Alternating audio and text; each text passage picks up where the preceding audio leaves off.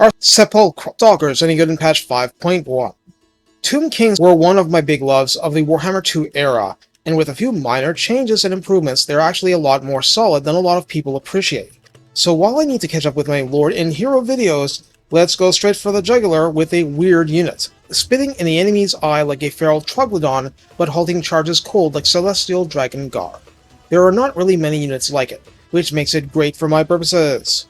Recruited by unit cap 1200 in multiplayer. On Ultra Unit scale, you get 16 entities at 7040 health unit-wide for 440 per entity. Not as beefy as Minotaurs. Armor is 80, which is by no means low. Leadership starts at 50, charge speed is 75, melee attack begins at 22 and is magical attack, so death to ethereal units, with an attack interval of 4.7, which is unusually slow, but the weapons seem very poke-poke, so their attacks are fast. Splash target size is medium, and max targets actually damaged is 2 per entity.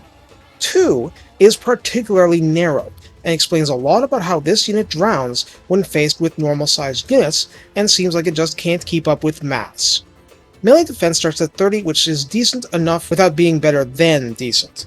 Weapon strength is given at 75, split between base 23 and armor piercing 52, with a generous bonus versus large of 18. In other words, this is a markedly below average attacker on its own, and unloved unless fighting large opponents. Charge bonus is 10 and mass is 900 per entity. To put that in context, this is a charge defense versus large and a charge reflection unit, and since it's formed of large entities itself, charging mammoths will not fling them halfway across the map. So if you want something stopped cold, this unit will do it. This applies to chariots as well.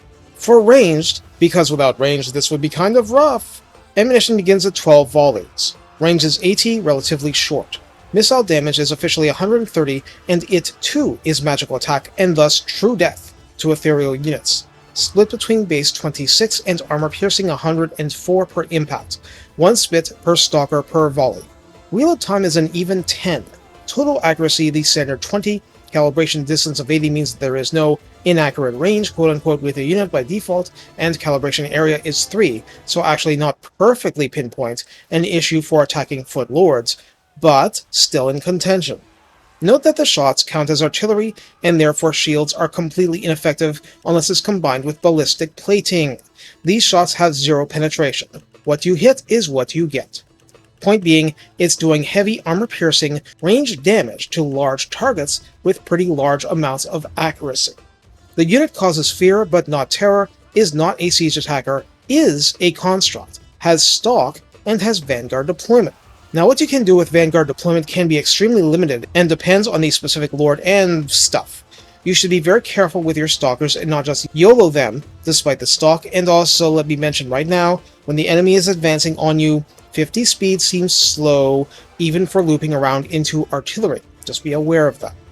In the redline skills, Stone Sentinels grants these stalkers at 3 pips plus 6 melee attack on a unit that in my view desperately needs it, plus 8% weapon strength, and plus 8 charge bonus, which is meh here, but it's something.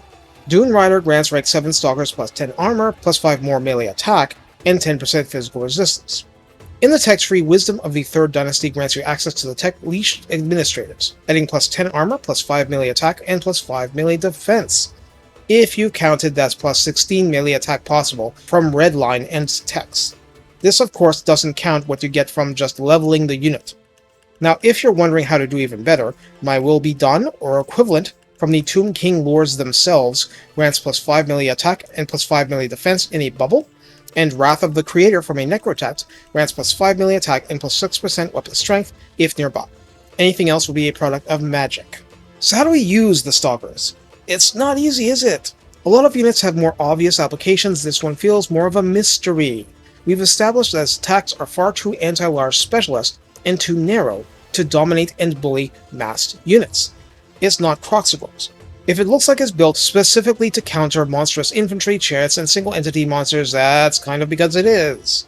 It's also available earlier than your other elite anti-large options from a tier 3 cavalry building, as in, rushing that building gives you access to something to stop rampaging monsters or slow down cav-happy factions. Since we've established YOLOing behind enemy lines is probably a mistake, well, the sad thing is that they're not that tall. Ideally, you're stopping the enemy cold and ripping it apart with ranged damage, but The lack of extreme height means that you have difficulty firing over your infantry units and over any kind of ridge, ledge, anything like that. So, using them as a surprise or for ambush traps is a good idea, except that your desire to exploit the range damage is at odds with your desire to use the charge reflection at its maximum potential. It may not be as eye-popping, but if they actually hit in melee, this is very respectable armor-piercing damage. This unit always had some finicky behavior in terms of when it unloads with its shots, kind of similar to Salamander hunting pads, but once it's unloading, and by the way, I recommend trying guard mode with this, 16 entities with 130 damage, heavily AP every 10 seconds, that amounts to 2000 AT damage every 10 seconds, if every shot hits a single target, like a dragon hovering in midair or a stegodon in a knife fight with a tomb prince. That's from a single unit. Each of these shots would massively overkill 16 Empire swordsmen. So basically we should think of the Stalkers as picky eaters. They prefer smaller entity, larger foes. And if the foes are flying, it's a little simpler, but the range is still relatively short. So they rely on traps, deception, flanking, which isn't terrible for them, and not getting shot to shreds by the nearest Thunderer unit, which can prove challenging. Basically, there's every reason to want to hide them among the chaff you bring to a given battle, your skeleton spearmen, and so forth. If you can manage it. They can always slip out and dump ranged firepower on enemies, and the enemies will hate it. Otherwise, they're there to stiffen the spines of the skeletons, to guard the anti-infantry tomb guard, to deter simply being walked over by mammoths. In a messy fight, they will tear chariots and heavy cavalry apart. The rest, that's the business of the other parts of your army.